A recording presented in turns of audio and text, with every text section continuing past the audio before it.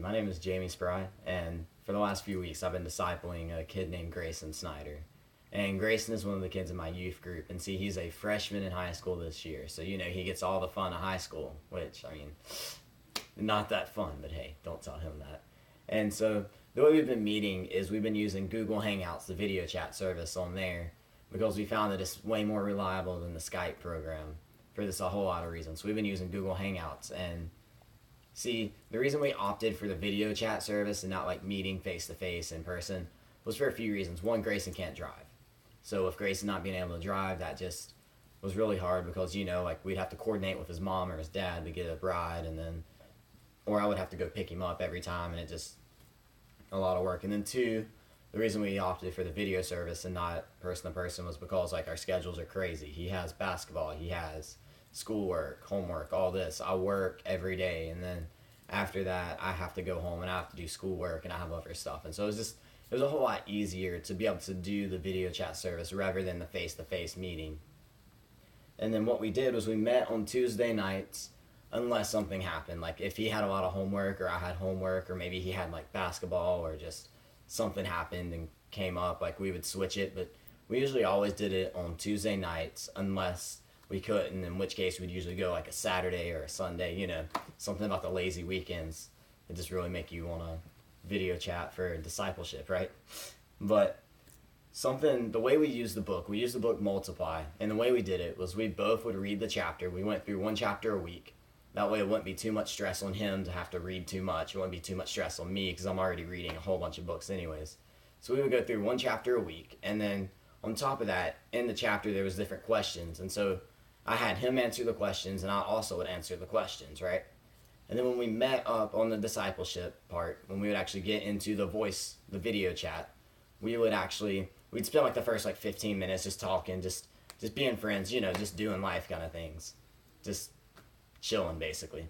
And then after that we would go through and we would take the book, and what I would do is I would take each section and I would just kind of give a brief summary of that section, and then we would hit the question and we would answer the question. I'd give him my answer, he'd give me his answer, and we would just go through each of the questions that way and to see what we got out of it, what we learned.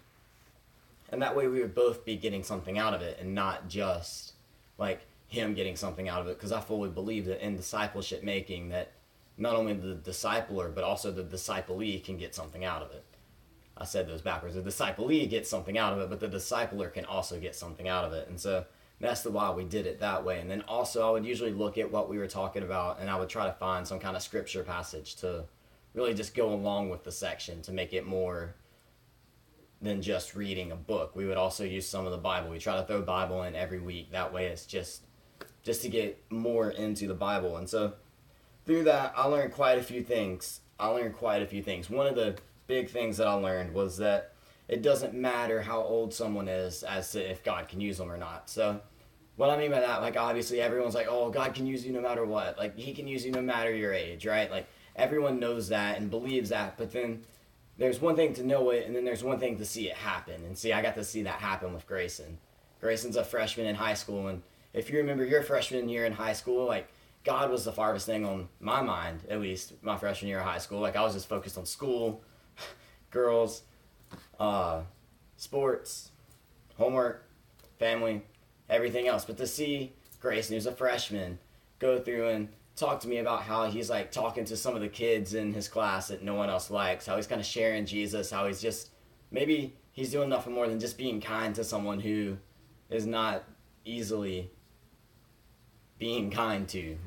That's not a great phrase, but to see him go out and do these things that you really want someone to do at such a young age is just impressive, because it shows me that God can use anyone. And so that shouldn't stop us from saying, hey, let me pour into your life, but wait a minute, you're really young, so maybe I shouldn't do that. Well, this really taught me that it doesn't matter your age, that God could use anybody for anything, right? And the second major thing I learned was that you're never too old or you're never too smart to learn something new. And again, that seems like a very obvious thing. Yeah, you're never going to stop learning, especially when it comes to Jesus, right? Or it comes to God. You're never going to stop learning. And everyone's oh, that's obvious. Well, I get this because I'm showing Grayson. We're talking about different things. We're talking about being saved by grace, right? And like he had heard the term, but he never knew what it meant. And so I got to share with him what it meant to be saved by grace. But then there was some parts where he was actually almost teaching me some things. Like one passage we were talking about sharing each other's burdens. And I asked him, I was like, so what does that mean? Like, what does it mean to share somebody's burdens? Because I mean, I know what it means, but I wanted to see what his thought was. And he looked at me and he said, well, Jeremy, it's like this. It's like someone standing there trying to hold a boulder, and you come over there and you grab the boulder and you start helping them hold the boulder up. And that really got to me because, like, this is a freshman in high school that come up with an analogy that is so perfect for holding up, for sharing someone's burdens. So many times people like to think of helping with someone's burdens as just simply finding that Band-Aid solution. Just whatever you can put to it, whatever you can fix it, like the fastest way to do it, boom, I helped. But he really showed me that like it doesn't matter, that you're supposed to go along and help them. You're supposed to do life with them. And that's something that I know, but I never thought of it in that sense. And so I learned that you're never too old to learn something. Like even though you're the discipler, you can still learn from your disciplee. And I thought that was something really cool. One learning experience for him, or one big thing that he learned, was that he never knew you needed to pray to have that joy of reading the Bible. And that's something that I find myself having to do too, is just having to pray to have that joy sometimes to read the Bible. He shared with me how quite often he would open the Bible and he would read it not because he wanted to, not because it was fun, not because he enjoyed it, but simply because he felt guilty because it had been a week since he last opened his Bible, or it had been a week since he last opened it. He told me how he felt guilty because the only time he opened it was on the Sunday for church, or like a Wednesday at our youth, and that's the only time he'd open it, or the only time he'd read the Bible. And so he would open it not because he wanted to, but just because he felt bad and he thought that like God was going to strike him down for not reading his Bible, which I told him that wouldn't happen. But that he learned that he needed to pray to get that joy, and that once he started doing that, he told me how he started to read it more, not because he felt guilty, but because he started to enjoy reading the Bible more. And I thought that was a really big thing. And another thing that he really learned was, we talked about like what baptism was. One of the first things we talked about was like baptism and what it is. And he kind of knew what baptism was, but he didn't really know about baptism. Like he just knew that like, oh, you just get baptized because, you know, you get baptized. But no, I got to go through and I got to tell him like what baptism is, that it's a symbol showing that, hey, just as Jesus died, when we're dipped in the water, we show that we have died to ourselves. But as Jesus raised from the dead, as we're raised out of the water, we're a new creation with him. And so I got to share that with him, and I'm working with him, and hopefully the next time we have a baptism service, I'll actually be able to get him to go and be baptized now that he knows more about it, and he actually wants to be baptized. So hopefully that's something that I'll be able to get in the works coming up. And so what I would adjust, or what I would do differently the next time I'm discipling something, is just a few little things. The next person I disciple, I will make sure that I'm more prepared when it comes to actually going and talking to them or video chatting with them or whatever. I'll make sure I'm more prepared, because at some points I felt like I wasn't quite prepared enough for it. And I think that was just because this is the first time I've like purposefully discipled someone. Like I've shared Jesus and I've talked to people about it, but I've never like week to week sat and just shared Jesus, just sat and did life with someone on that degree. And so I'll make sure I'm more prepared in that sense. And another thing is I'll make sure I stay more in contact with my disciplee. Like at some points I was like constantly just talking to him, but then there was some points where it was like I was just sending him a message on Tuesday and be like, hey man, are you ready for this week? And he's like, yeah. So I'm like, sweet. And then that would be the only time until next Tuesday that I would actually talk to him about that, where the next time I do it, and even now we're still